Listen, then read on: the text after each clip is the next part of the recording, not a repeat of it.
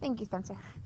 Okay, so just to remind you where we left off yesterday, we had already talked about those pre-progressives who are identifying problems of the industrial age, but we're not yet calling for major government role, or for a major government role. Then we talked about what defines the progressives, right? And what is their sort of three-step process?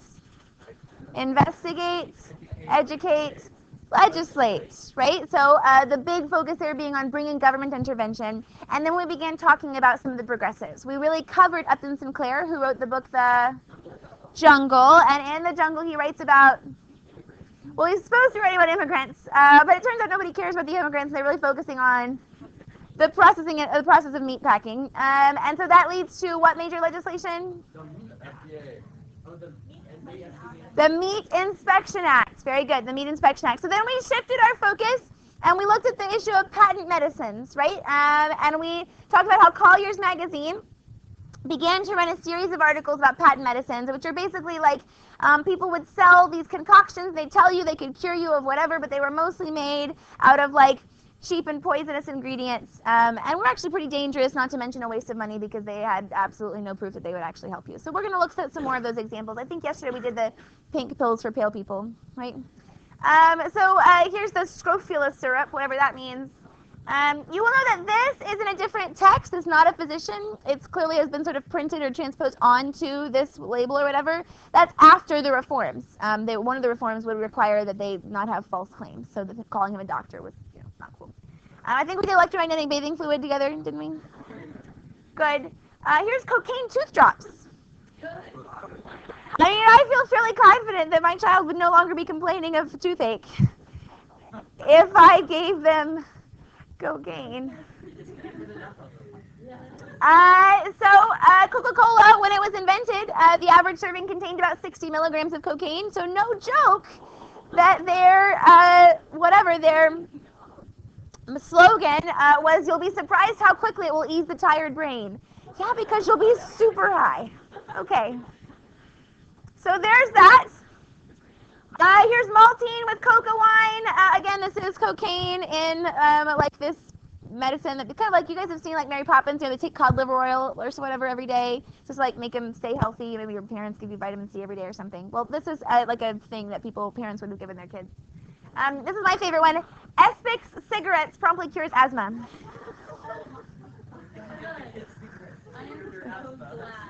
Of course it does. Hairdressing cocaine. So like, whatever. Sure it does. So here's paregoric. My dad remembers taking paregoric when he was little. Again, it's like cod liver oil. It's just something that they'd give a teaspoonful to kids like every day. This is a post-reform label because it identifies what's in it. And as you can see, it is 46% alcohol. And then like 1.5 grains of opium for every fluid ounce. But wait, there's more. This is the back of that bottle, and here's the dosing. For a 5-day-old infant, give them 5 drops of this alcohol and opium. 2-week-olds get 8 drops. 5-year-olds, that's Nate, gets 25 drops. An adult gets a teaspoonful every day. You'll feel great. Don't worry. Here's Ms. Wimblow's soothing syrup for children's teething. This is morphine.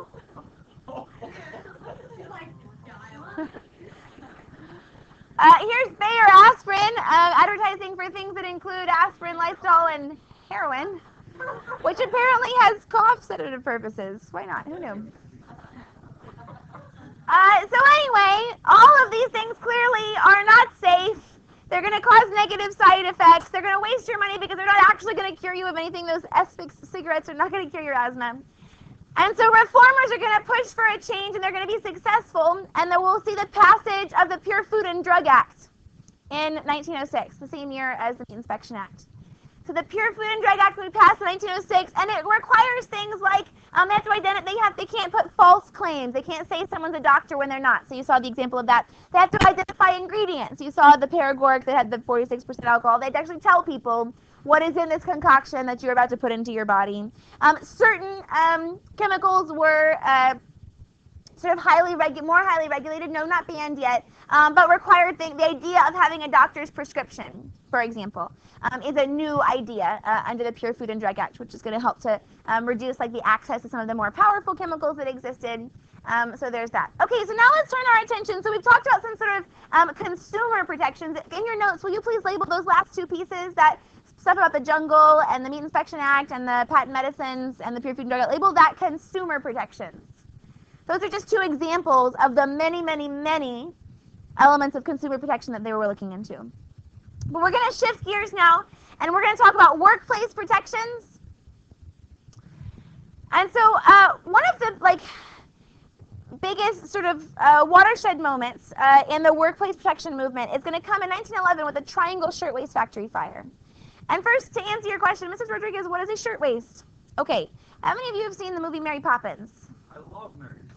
Good, me too. Well, if you haven't, I'm not sure what context I can give you. But if you've seen Mary Poppins, then you know when Mr. Banks is about to go out for the evening, he's putting on his jacket, he's not actually wearing like a full, he doesn't have like long sleeves and the cuff and the shirt, right? He's just wearing like an undershirt kind of, and then he puts on looks like a bib. It's like a collar that looks like a nice shirt collar, and then sort of a bib that has buttons on the front of it, and then he ties it around his waist. That's a shirtwaist.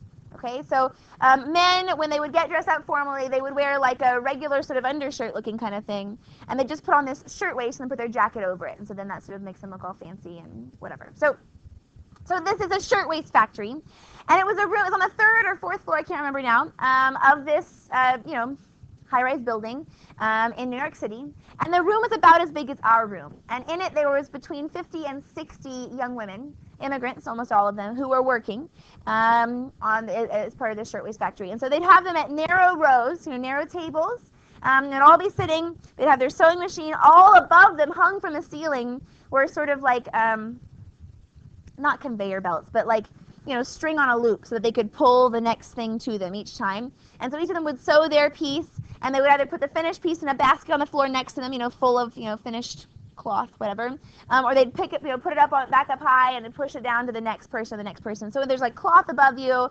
scraps around you, wooden tables, electric sewing machines. I'm sure that you can't imagine there would possibly be a disaster anywhere involved in this process. So it catches fire, and the fire spreads very quickly, but making it worse is that the managers had locked the second exit to the door, and so they could only go down through the elevator, where they had to pass by the manager.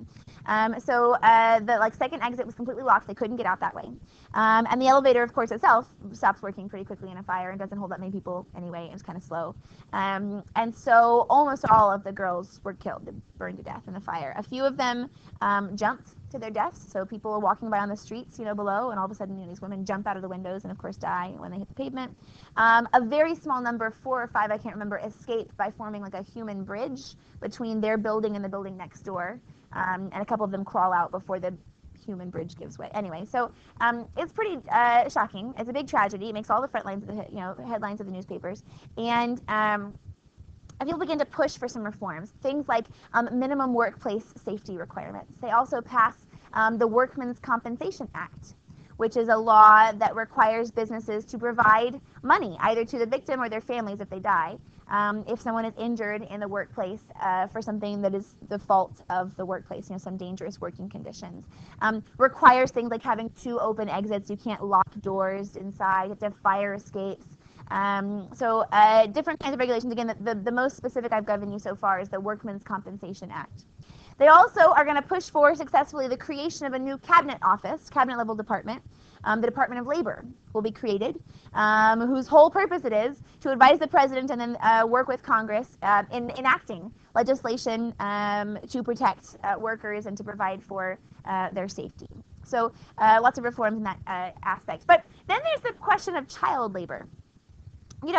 Progressives, we talked about this a little bit yesterday, progressives don't want kids to work. It seems, like not good for them, and they need to go to school, and it's not safe, and, it makes us sad or whatever. So they want to try to find a way to end child labor. In some states, and that's something that you should definitely know, is that the progressive movement is not always a nationwide push all at once, right? So the progressive movement is active across the whole country.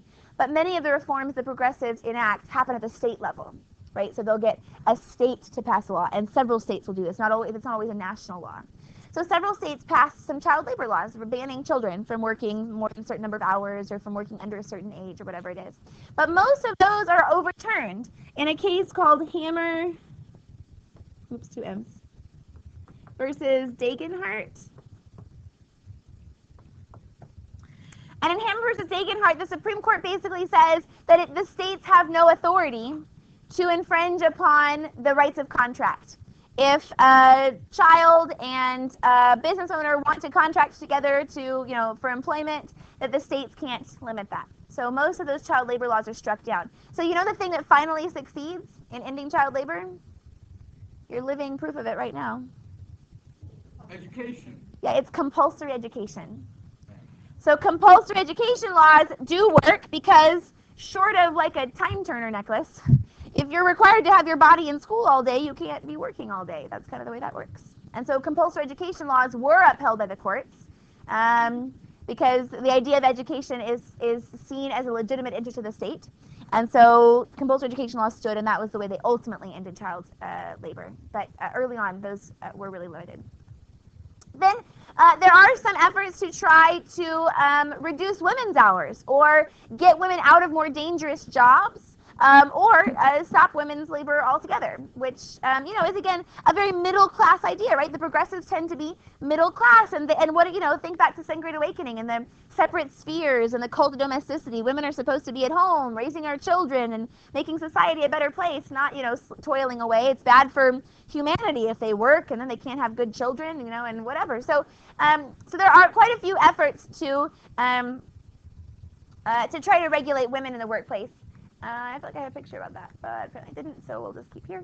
The several states are going to, again, pass some laws regulating women in the workplace, but they, too, will be overturned. One of the more famous decisions, Mueller versus Oregon, where the Supreme Court, again, says that the states have no authority to interfere in the contracts. So this was about women bakers, I think.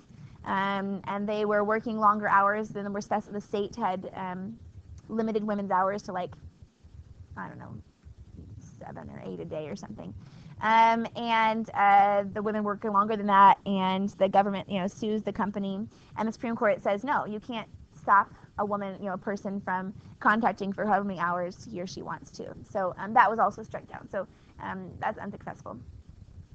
Of course, amidst all of this, we can't forget that the unions are still existing, right? So if we're trying to push for workplace condition reform, you should expect the unions will be a big part of it. And here is kind of a monumental change. In 1902, a group of coal miners go on strike, and it leads to a pretty big standstill, right? The rail companies still rely predominantly on coal. Many industries rely predominantly on coal. So when the anthracite coal strike goes into effect, it really brings the country to its knees. And but the company, the owners of these coal mines, they don't want to negotiate with the unions. They're just going to wait them out or bring in scabs somehow or whatever it is. They're not going to negotiate.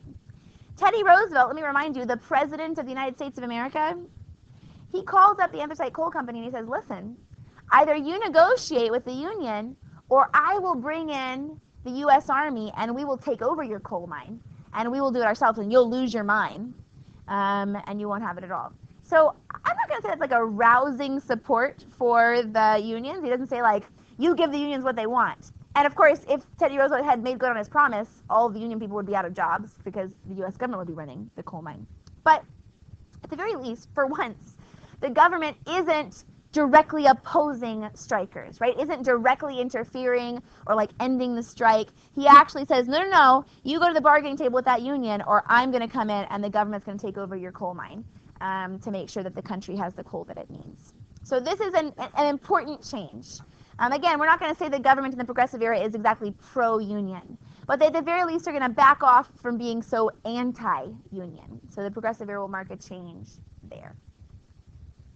Okay, speaking of businesses and a shift in the attitude, many progressives are going to really have a special dark place in their hearts for the trusts. You know, they just really feel like the trusts, these monopolies, are unfair and anti-competitive and bad for society. And one of the most famous antitrust individuals is this woman, Ida Tarbell. Remember I told you about that lady who was going to confuse you? Here she is. So the lady who writes about lynching is Ida B. Wells. The lady who writes about, her book is called The History of Standard Oil Company. The History of Standard Oil Company. Her name is Ida Tarbell.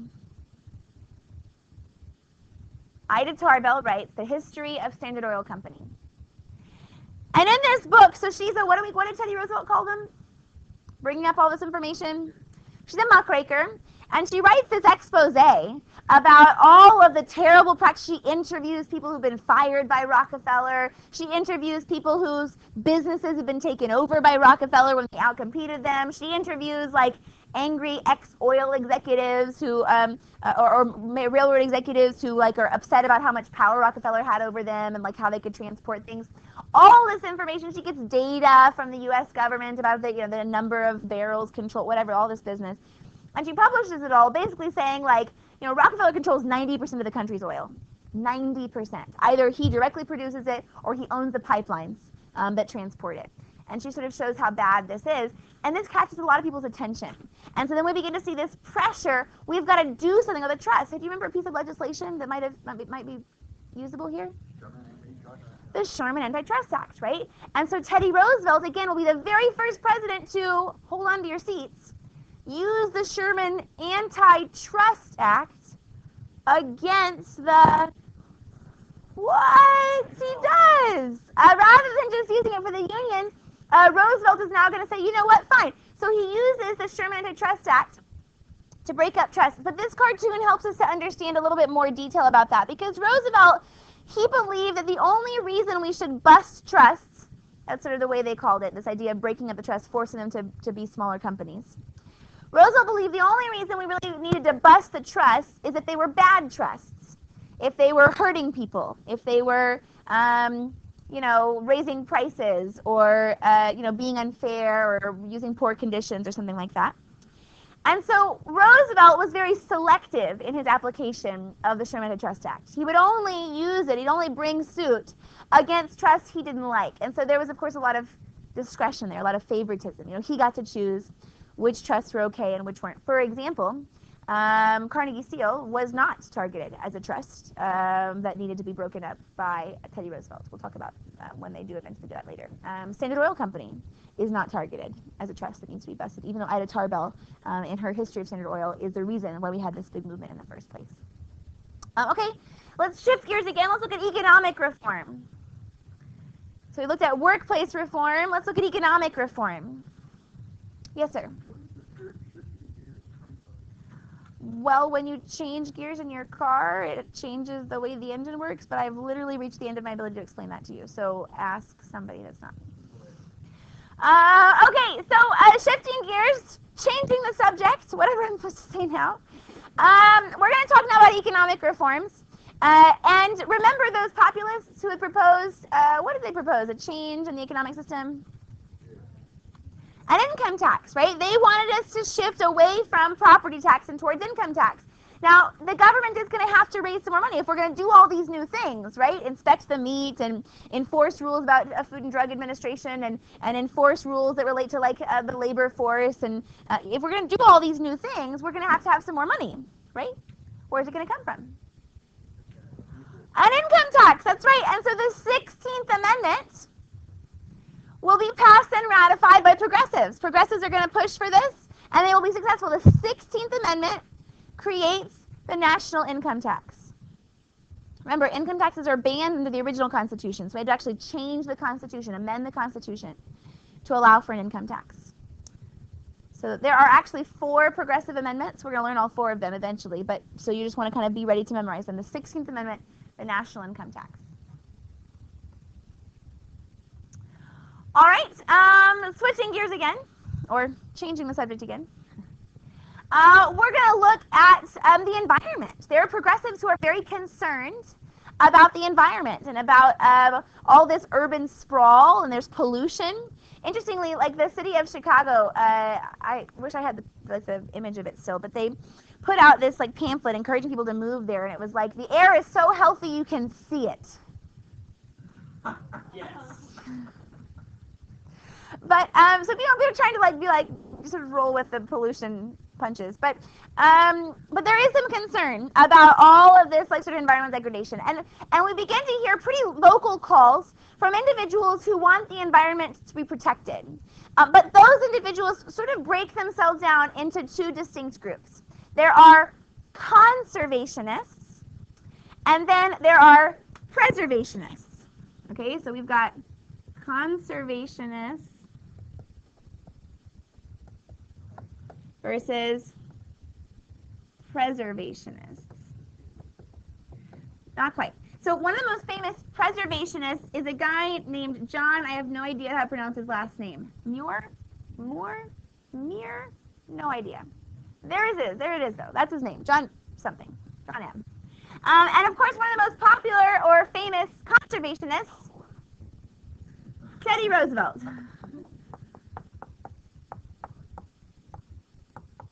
Teddy Roosevelt. So anybody think they have an idea about the difference between conservation and preservation? I think he does. Okay, Spencer. Preservationists wanted no human interaction with the land. Conservationists wanted to regulate it, use it, but not destroy it. Absolutely, perfect definition. Thank you. So exactly. So preservationists think that the only way to protect the land is to basically seal it off, to prevent anyone from using it, anyone from coming in, to basically make these giant national wildlife preserves that, like, that everyone just stays off of. There's no tourism there, nothing like that. Conservationists, on the other hand, are going to argue that yes, we need to protect wildlife and protect natural resources, but we can do so while still allowing people to enjoy them, while allowing some use, while allowing individuals to come in and vacation there, whatever it is. Roosevelt himself, he has some interesting ideas. We'll talk more about him when we get to imperialism, but he thinks the whole country will become sissies if there's no like rugged wilderness for people to go out into and like test their strength or whatever. So he thinks people need to get out there into the wilderness, but of course we have to protect it. So we're going to see all kinds of things. The National Park Service will be created. The National Park Service will be created, which is going to set aside national parks and land that is not available for development. We're also going to see the Antiquities Act passed, which is more of a preservationist tack. The Antiquities Act is going to set aside certain resources, certain like land forms that are not to be touched. These places are national antiquities, and they are going to be protected by the government. So anyway, an interesting sort of divide between those conservationists and those preservationists. There's, of course, the question about what about businesses? We can't just protect the land and then not have profit. We need the economy to grow. And these are some tensions that we still face today, right? This debate over, what can and can't we do to protect the environment without hurting the economy. Okay, so changing the subject again, we're going to move now to political reform. And boy, is there plenty of it to reform, right? So we talked in class yesterday about some of the various problems that existed. You mentioned to me things like the political machines, right? So corruption in voting and people being told who to vote for, votes being bought. And there we see some reforms. This really actually dates back to during the Gilded Age itself. But so some of the reforms that are going to emerge, we're going to see the Pendleton Civil Service Act. The Pendleton Civil Service Act.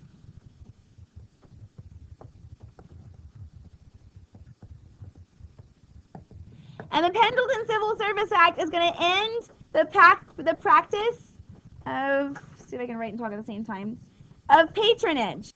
Patronage is like the spoil system. That's when you give jobs to your friends because you won the election.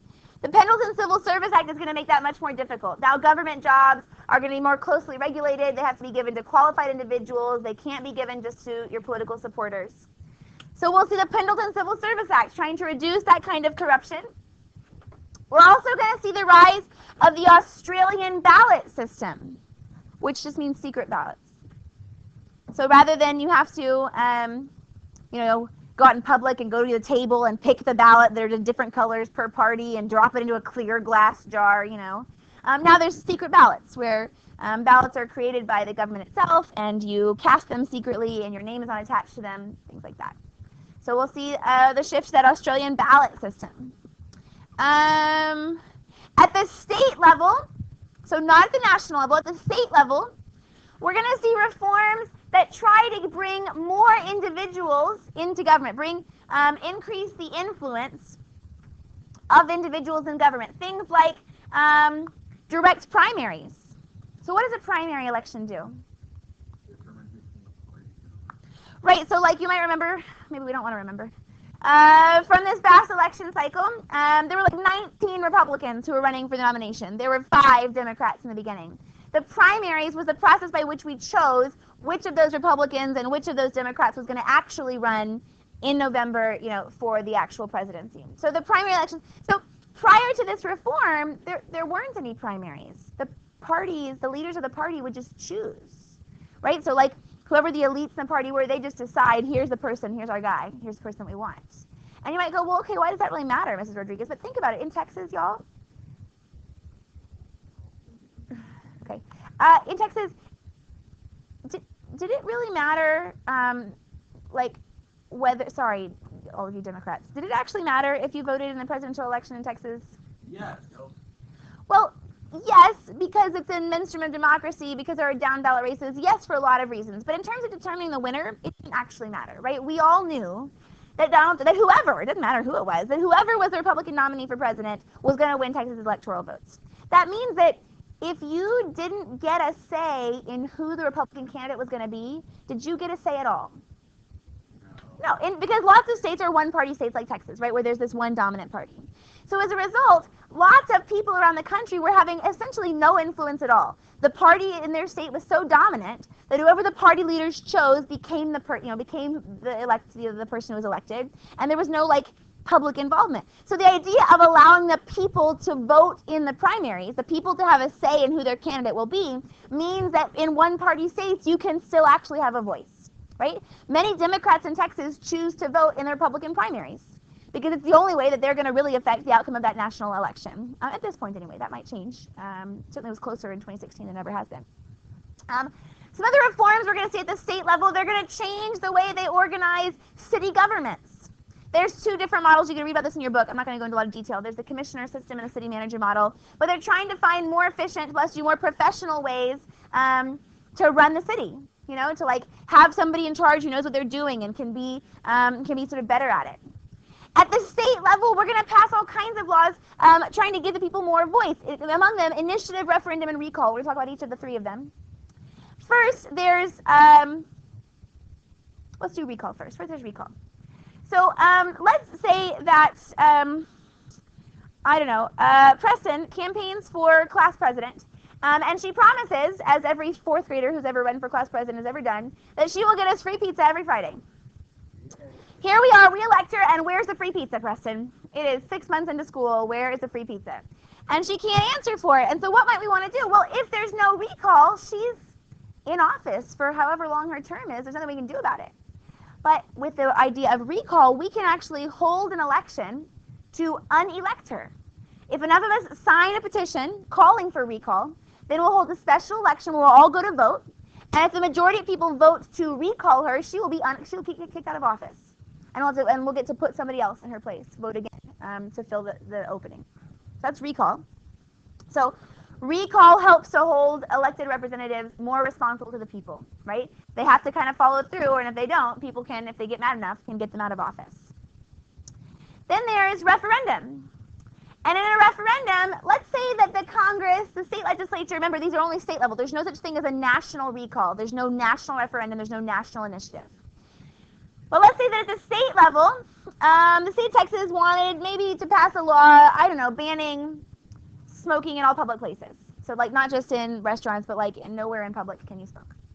Well, maybe they're not sure that's a good idea, but they're not sure what the people want. So they can have a referendum. What they do is they write up the law, and then they put it on a ballot. They have a special election, and the people of the state vote. Either yes, we like this, or no, we don't. And if the people vote yes, guess what happens? it becomes a law. If people vote no, then it does not become a law. So it's a way for the people to have more say over certain controversial issues that the legislature decides. The legislature prompts this referendum. In Texas, we have referendum for all of our constitutional amendments. So the state legislature writes these amendments to the state constitution, and then the people of Texas vote on them. And if the people accept them, then they become amendments. If they don't, they don't. Then there's initiative, which is even one step further. Because in initiative, the people write the law. Like, we decide that we want there to, we want to ban cigarettes in public places, all public places. So enough of us get together, we write up this, petition. If we get enough signatures, then the government will call for a special election, and now our idea, our law will be on the ballot. And if enough people vote yes, guess what? It becomes a law, and if they vote no, then it doesn't. So initiative is a way to completely bypass the legislature. They have no part in it at all. The people get to promote that. So anyway, lots of reforms to think about. We'll pick up more on tomorrow.